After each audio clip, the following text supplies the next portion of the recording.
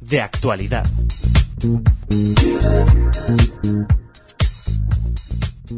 Hola oyentes de Radio Cefrado, hoy tenemos el gusto de estar con Jacobo Kaufman, que ha venido de Israel a España. ¿Qué tal, Jacobo? Muy bien, muchas gracias. He venido esta vez por un nuevo libro que acaba de salir, esta vez no de tema judío. El juego de las culpas es una obra de teatro publicada por Antígona, y entonces vengo a la feria del libro a ver cómo lo compran.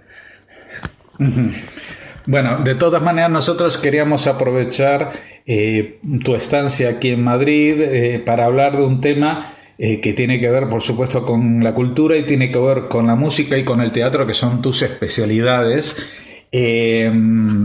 Sabrás que el Teatro Real de Madrid está haciendo una serie de actividades de ópera y de actividades relacionadas con el tema judío. Han presentado Brundibár, han presentado una magnífica puesta en escena de Moisés y Aarón, de Schoenberg, y estamos en los instantes previos a una puesta en escena de El Emperador de Atlantis, que así se llama originalmente, de Viktor Ullmann, escrita en el campo de concentración de Terezín, y que en estos días va a estrenarse bajo la dirección musical de Pedro Hafter.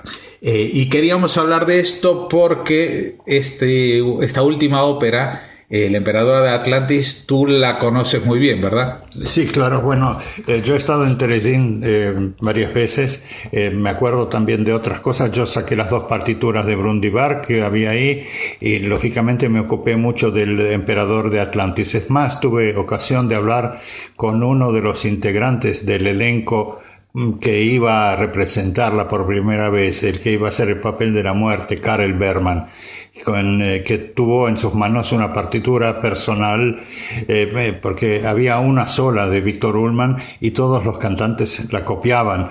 Entonces cada uno copiaba su parte y él me mostró la suya.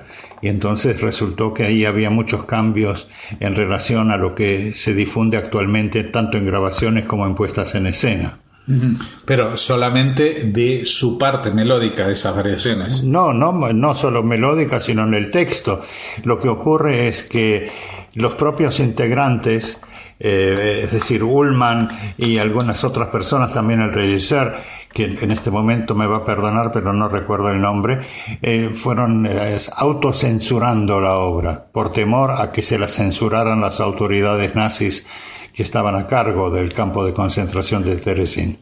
O sea que la leyenda urbana que existe sobre que esa obra no subió a escena porque fue censurada por los nazis no es real.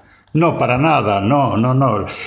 Peter King había escrito un libreto que fue cercenado en diferentes oportunidades, poco a poco, por temor a que una frase u otra pudiese despertar la belicosidad de las autoridades nazis. Pero ¿quién autocensuraba? El compositor, el regisseur, los cantantes, todo el mundo menos Peter King. Ajá.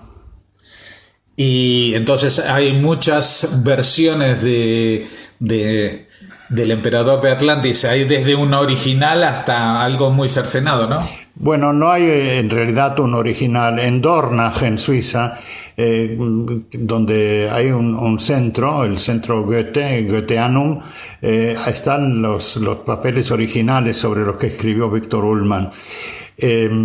Hubo varias infracciones en cuanto a esta obra. Ante todo, Adler, que era amigo de Ullmann, había recibido de una valija con todas las músicas que él había escrito durante su estadía en Terezín y le había dicho: por si yo no vuelvo y tú te salvas, te llevas la valija con todas las cosas.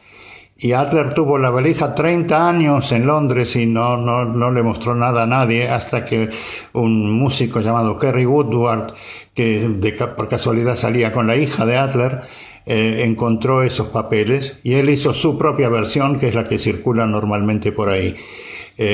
Mucha gente metió mano a la obra y de una manera bastante insolente, diría yo. Uh-huh.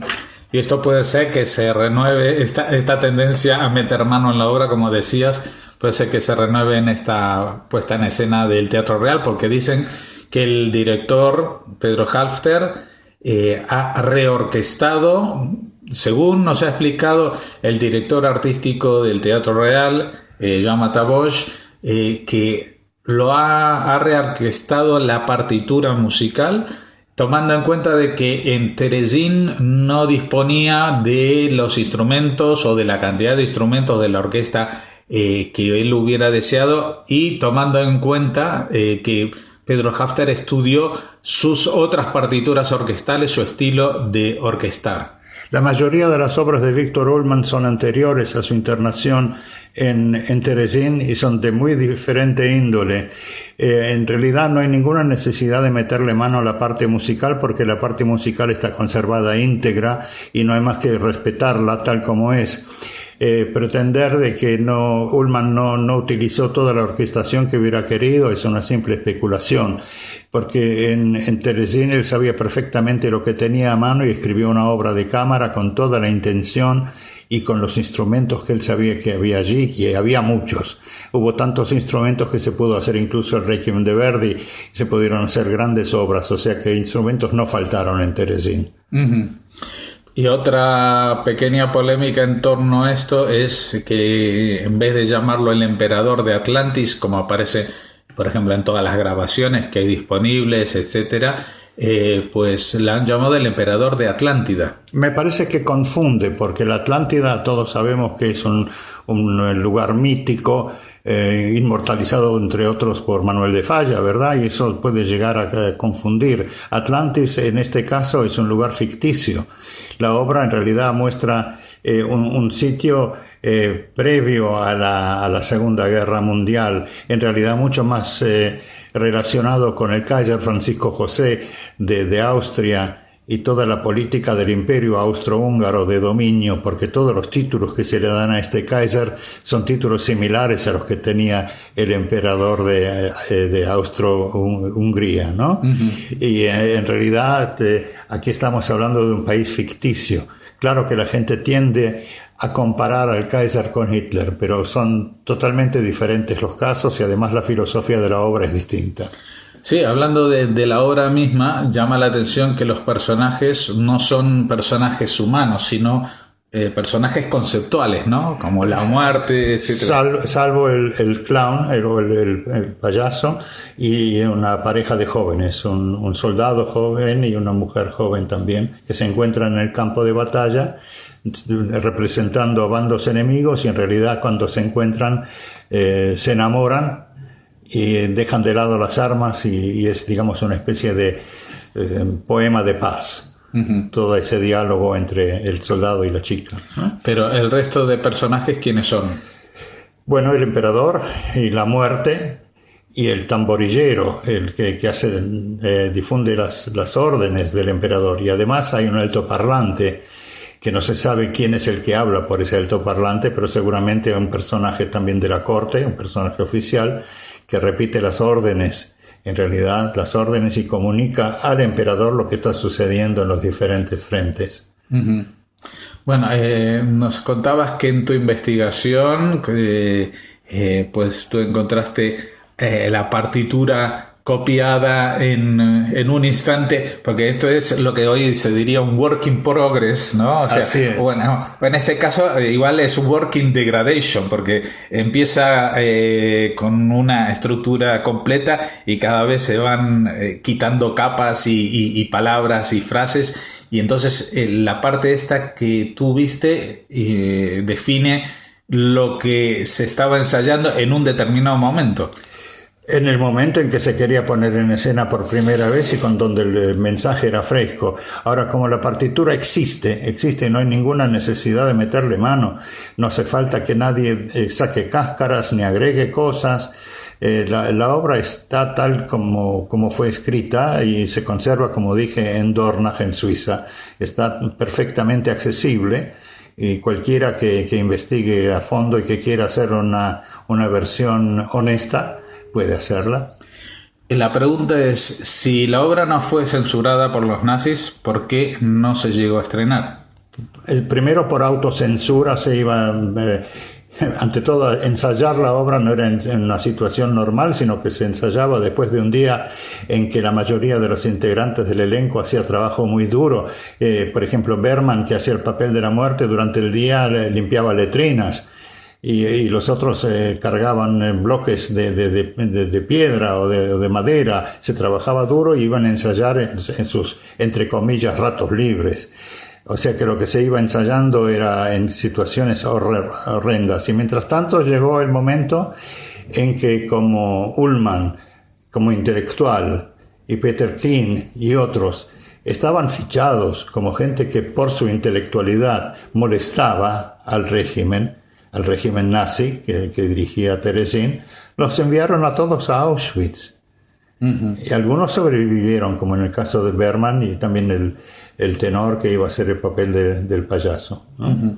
Bueno, ese fue el destino también de otros nombres que brillaron dentro de esa escaparate del régimen nazi que fue Terezín, ¿no? Estoy pensando, por ejemplo, en Hans Krasa, que también después de haberse representado el Brundibar unas cuantas veces, decenas de veces, pues también acabó siendo asesinado. Bueno, claro, es el caso también de Kurt Gerron, el director y actor de cine famoso, que obligaron a hacer la película El Führer regala a los judíos una ciudad. También él hizo su trabajo y cuando terminó lo mandaron a Auschwitz y lo mataron enseguida. Uh-huh.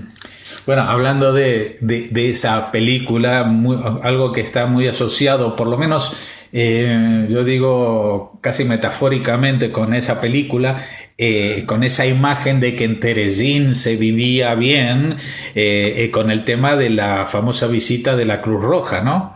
Sí, la visita de la Cruz Roja fue en realidad una ficción. Pretenden algunos que los representantes de la Cruz Roja fueron engañados. No es verdad.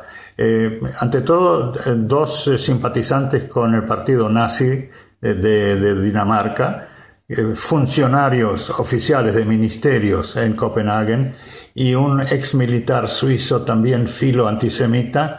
No sé si existe esa palabra. Es medio rara, filo antisemita. O sea que le gustan los antisemitas. Y era antisemita él también. Escribieron informes donde consideraban que lo que veían en Terezín era perfectamente normal. Quiere decir que ya iban con el prejuicio también de que donde había judíos reunidos a la fuerza les parecía una cosa normal. Y además lo que ellos publicaron es como que estaba todo muy bien y era muy bonito. Y habían prometido, entre paréntesis, también a los nazis que su informe no sería publicado. Ajá. Bueno, o sea, no cumplieron ni siquiera con eso. No, pero la Cruz Roja también se destaca por su falta de ¿cómo podría decir?, de consecuencia en sus conceptos y en sus preceptos. Uh-huh. La Cruz Roja Internacional no aceptó al Magen David Adom durante muchísimos años y solamente por presión americana de que les iban a quitar la financiación lo lograron, ¿no? Bueno, quizás era como un organismo internacional que precedió a las Naciones Unidas, a la que sirvió de ejemplo, ¿no? En este sentido. Bueno, no sé qué le sirvió de ejemplo, pero yo nunca pude entender por qué la Cruz Roja Internacional recibió 2 veces el Premio Nobel de la Paz. Ajá. Bueno, esa es otra cuestión. Lo que queríamos hablar hoy, Jacobo, aprovechando tu visita, era del Emperador de Atlantis. De todas maneras, le recomendamos a la gente que vayan a verla. Claro que sí. Y que luego, si les parece que el trabajo de Hafter no procedía, pues ya saben lo que hacer, pueden... Eso no lo puedo juzgar porque no lo he escuchado tampoco, ¿no es cierto? Uh-huh. Pero quería mencionarte otra cosa, que yo traduje El Emperador de Atlantis al español. No sé en qué idioma lo harán aquí, pero existe también una versión española. Si alguien tiene una inquietud, con mucho gusto. Creo que lo van a hacer en español porque el director de escenas es Gustavo Tambasio, pero no estoy seguro. Los cantantes son alemanes. Los cantantes, no me parece que algunos son alemanes. Bueno, no sé. Sí. Bueno, de todas maneras, si los españoles cantan a veces en alemán, claro, seguramente los alemanes podrán cantar en español. Sí. Si a veces lo exige la partitura, pero es muy probable que lo canten en alemán, creo yo. Uh-huh. De todas maneras, Jacobo, muchas gracias por haber estado y mucha suerte con tus libros, sean o no sobre temas judíos. Sí, muchas gracias y hasta pronto.